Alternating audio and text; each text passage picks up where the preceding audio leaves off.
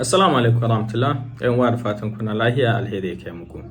Zaɓe na demokrasiya, zaɓaɓɓun shugaban ƙasa guda biyu wanda jiya ranar 3 ga watan Mai suka rantsar da sababbin shugaban ƙasa, ƙasar Gabon da ƙasar Togo.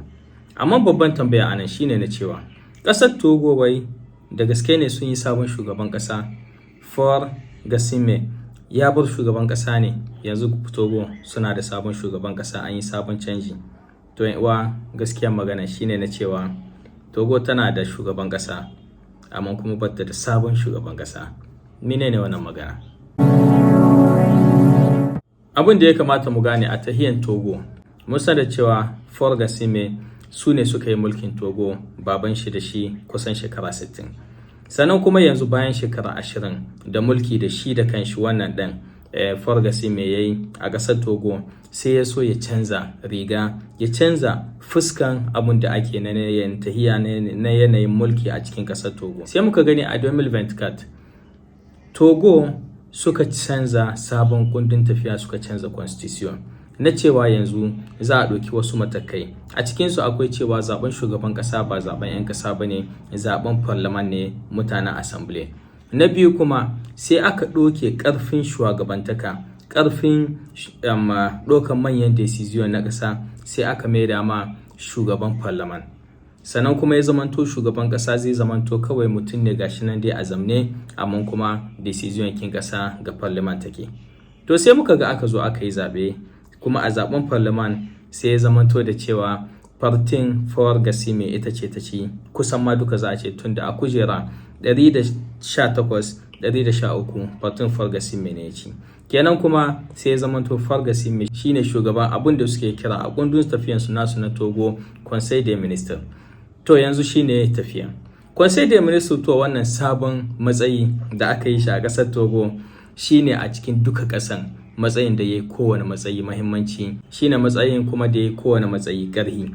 Mai rike da wannan matsayin shi yake ɗaukan decision na tafiya, shi yake ɗaukan decision na ƙasa, sannan kuma parliament ne suke zaben shi.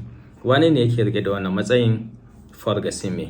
Kenan shugaban ƙasan da muka gani an hito a rantsar da shi kawai mutum ne aka ɗauko, shekaran shi 86 aka sa shi a wannan wurin. Kuna gani shi kan shi bai ma san me ake yi ba, bai kula ba, amma ƙarhin tafiya, ɗaukan decision, shugabancin Togo har yanzu yana hannun tsohon shugaban ƙasanta, har yanzu yana hannun Faure Gnassingbé. Suna kawai ya canza, kawai yanayi fuska aka canza, idan a nuna ma duniya da cewa ana wani canji. Amma a gaskiyance Togo ba su da sabon shugaban ƙasa, wancan shugaban shine yake tafiya da ƙasan gaba ɗayanta da kuma duka abin da ya ta yi ba na ta tsaya ba. Zai zamanto yanzu wai zancen a zo a yi zaɓe babu shi. Matsayin president na Conseil des Ministres kin Togo ba shi da adadin manda, abu ne sai ka mutu. Sannan kuma babu zancen wai a ce 'yan ƙasa su zaɓa, 'yan assembly ne suke zaɓa, wanda yanzu 'yan assembly duka mutanen shi ne. Shi Faure Gnassingbé za su zamna kawai a ce an zaɓe shi ya ci gaba da abin da ya ga dama.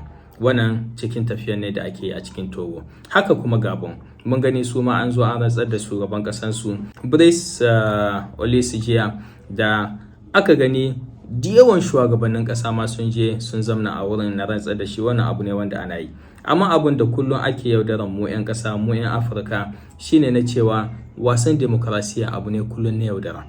Ku diba wannan bawan Allah lokacin da ya zo da ya sabke kuzankin shi Umar Bongo, ya zo kuma ya ce ma ba zai sa takarar ya yi mulki ba, amma kuma shine yanzu daga baya da uwayen gidan shi suka sa shi dole ya zo ya aji takarar shi. Sannan a premier tour ya ci zaɓe da kusan kashi 90 da wani abu, a lokacin da ana zancen ina to demokrasiya, ina gaskiyan zaɓe. Mu dai akwai bambancin tafiyan ƙasashenmu nan Burkina da Mali da Niger, ƙasashen IS.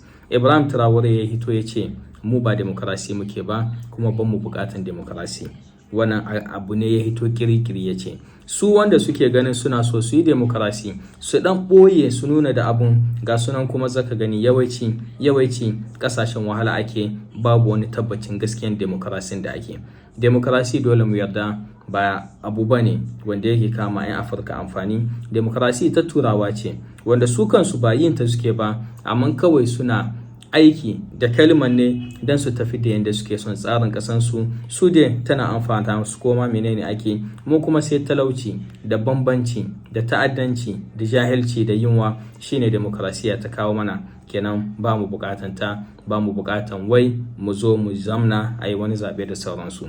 Allah ya sa mu ƙara tantancewa a wannan tafiya ta yes. Allah ya sa wa'annan shugabannin namu na sojawa su yi nasara a cikin bunƙasa arzikinmu, a cikin kula da 'yan ƙasa, a cikin kawo zama lafiya, a cikin haɗa kan 'yan ƙasa, kuma duka ƙasashe na Afirka. Allah ya tallafa mana, Allah ya kama mana, Allah ya samu dace.